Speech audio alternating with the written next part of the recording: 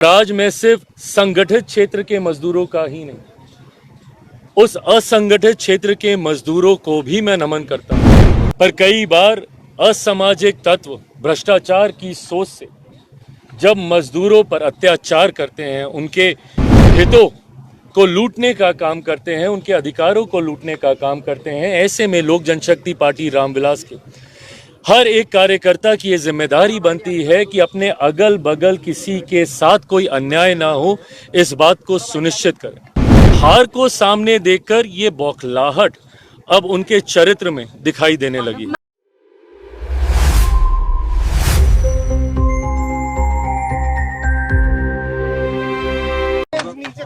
दिल्ली की घटना का भी कहा बिहारी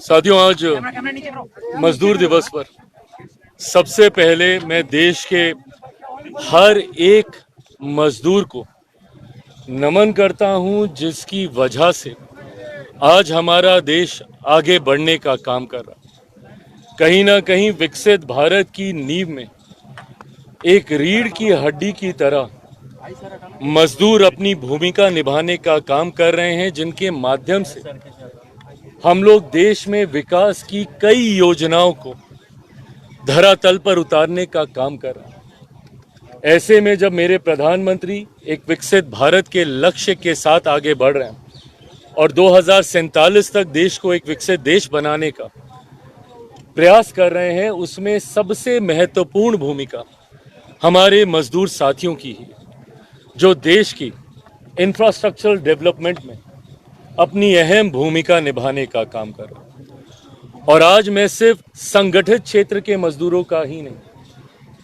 उस असंगठित क्षेत्र के मजदूरों को भी मैं नमन करता हूं, जो अलग अलग स्तर पर अलग अलग क्षेत्र में अपनी भूमिका खामोशी से निभाकर देश के विकास में अपना योगदान देने का काम कर रहे हैं। मेरी सरकार ने समय समय पर प्रधानमंत्री नरेंद्र मोदी जी के नेतृत्व में मजदूरों के हितों के संरक्षण के लिए कई फैसले, कई कानून बनाने का काम किया। भले वो समय सीमा तय करने की बात हो या न्यूनतम वेतन की बात हो, पर कई बार असामाजिक तत्व भ्रष्टाचार की सोच से जब मजदूरों पर अत्याचार करते हैं, उनके हितों को लूटने का काम करते हैं, उनके अधिकारों को लूटने का काम करते हैं, ऐसे में लोक जनशक्ति पार्टी रामविलास के हर एक कार्यकर्ता की ये जिम्मेदारी बनती है कि अपने अगल बगल किसी के साथ कोई अन्याय ना हो, इस बात को सुनिश्चित करें। इसी क्रम में अभी कुछ दिन पहले जिस तरीके से बिहार से आए एक युवा की हत्या सिर्फ इसलिए कर दी गई क्योंकि वो बिहारी है, ये वही असामाजिक तत्व हैं जो कभी जात पात के नाम पर तो कभी धर्म के नाम पर और अब क्षेत्रवाद के नाम पर और भाषा के नाम पर हमारे देश को बांटने का काम कर रहे हैं। ऐसे में किसी के साथ ऐसा अन्याय ना हो, इसके लिए आज मजदूर दिवस पर एक बार फिर लोक जनशक्ति पार्टी रामविलास के हर एक कार्यकर्ता ने संकल्प लेकर आगे बढ़ने का काम किया। पहली बात तो जिस तरीके से उस बिहारी युवक की हत्या की गई, ऐसी परिस्थिति ही ना हो, समाज में कैसे सद्भावना आए, इस दिशा में हम लोग को कार्य करने की जरूरत है। समावेशी विकास की ओर हम लोग को आगे बढ़ने की जरूरत है, जिसका संकल्प आज पुनः लोक जनशक्ति पार्टी रामविलास के हर एक कार्यकर्ता ने लिया। अपने संगठन के माध्यम से किसी भी गरीब मजदूर के साथ कोई अन्याय ना हो, उनके हितों का संरक्षण हो और मेरे नेता आदरणीय रामविलास पासवान जी के सपनों के समाज का निर्माण हम लोग कर सकें, इस सोच के साथ आज इस कार्यक्रम को आयोजित किया। कमर्शियल गैस की कीमत 1000 लगभग हो गई है। विपक्ष कह रहा है कि चुनाव तक रोके हुई थी। राहुल गांधी ने सवाल उठाया है कि मैंने कहा था और आखिरकार हो गया। देखिए ये जिस तरीके से गैस की कीमतों में बढ़ोतरी हुई है, कमर्शियल गैस में, ये जिस तरीके से वैश्विक संकट चल रहा है जो किसी से छुपा हुआ नहीं है, और मेरी सरकार ने भी कभी भी इस बात से मना नहीं किया है कि ये चुनौतियां अगर इस तरीके से बरकरार रहीं तो यकीनन परेशानियां सबके लिए बढ़ सकती हैं, पर कई बार इसको लेकर जो भ्रम फैलाया जाता है और ऐसे में कुछ ऐसे असामाजिक तत्व एक्टिव हो जाते हैं जो इसकी आड़ में होर्डिंग कर बिना वजह से महंगाई का माहौल तैयार करने का प्रयास करते हैं। उनके खिलाफ भी हम लोगों ने समय समय पर कड़ी कार्रवाई की है। गरीब लोगों को, मध्यम वर्ग से आने वाले लोगों को परिवार में इस तरीके की समस्या ना आए, उस दिशा में कदम उठाते हुए प्रिवेंटिव स्तर पर कमर्शियल गैस की कीमतों में जरूर सरकार के द्वारा वृद्धि की गई है। पर उम्मीद हम लोग ये करते हैं कि जो वैश्विक चुनौतियां चल रही हैं वो जल्द सुलझें, ताकि परिस्थितियां कोई विकराल रूप भविष्य में ना लें। बिहार में जो एनकाउंटर हो रहा है उसको लेकर आरजेडी कह रही कि सिलेक्टिव तरीके से एनकाउंटर किया जा रहा है विशेष जाति पे। प्रभु, जब कार्रवाई की जाती है तब भी विपक्ष को आपत्ति रहती है, जब कार्रवाई नहीं होती है तब भी आपत्ति रहती है। किस तरीके की सेलेक्टिव सोच राजद की रही है, क्या ये किसी से छुपी है? MY समीकरण के पक्षधर रहने वाले लोग आज सेलेक्टिव राजनीति की बात करेंगे, जिनकी राजनीति का आधार ही सेलेक्टिव रहा है, कम्युनलिज्म रहा है, कास्टिज्म रहा है।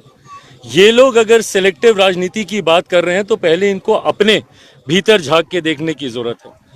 हमारी डबल इंजन की सरकार बिहार में इस बात को सुनिश्चित करने का काम कर रही है।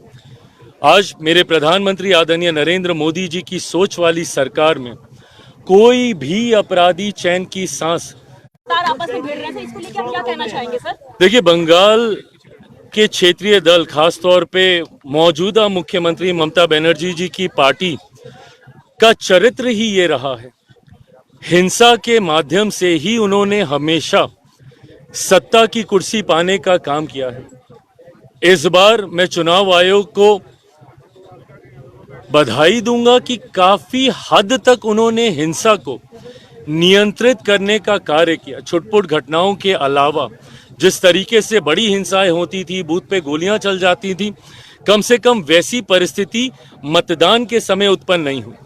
पर मैं मानता हूं कि जिस तरीके से मतदान में उत्साह देखने को मिला है, दोनों चरण में 90% से ज्यादा का मतदान अपने आप में बदलाव का द्योतक है।